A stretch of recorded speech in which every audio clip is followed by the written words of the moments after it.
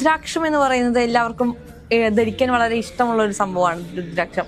എന്നാൽ അത് എല്ലാവരും ധരിക്കരുത് എന്ന് ഞാൻ കേട്ടിട്ടുണ്ട്. അത് ധരിക്കുമ്പോൾ ആചരിക്കേണ്ട എന്തെങ്കിലും കാര്യങ്ങളൊക്കെ ഉണ്ടോ? രുദ്രാക്ഷം എന്നുള്ളത് വേദങ്ങൾ അനുസരിച്ച്, ഉപനിഷത്ത് അനുസരിച്ചിട്ട് ശിവഭഗവാന്റെ കണ്ണിൽ നിന്ന് ഇറ്റു വീണ കണ്ണുനീർ തുള്ളികളാണെന്നാണ് പറയുക. അതിൽ നിന്ന് മുളച്ചു വന്നതാണ് രുദ്രാക്ഷം.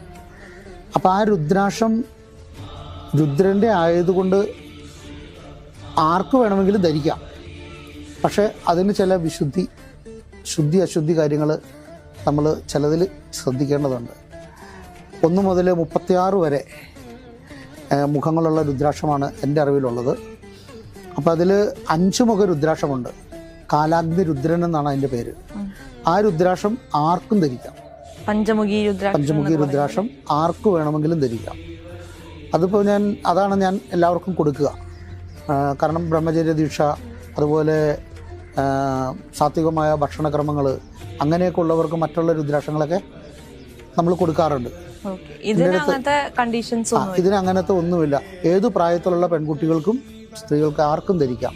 കാരണം കാലാഗ്നി രുദ്രൻ എന്ന് പറഞ്ഞാൽ നമ്മളിൽ നേരെ വരുന്ന എല്ലാ അശുദ്ധികളെയും തരണം ചെയ്യാൻ നമ്മളോടൊപ്പം നിൽക്കുന്ന ഒരു ശക്തിയാണ് കാലാഗ്നി രുദ്രൻ.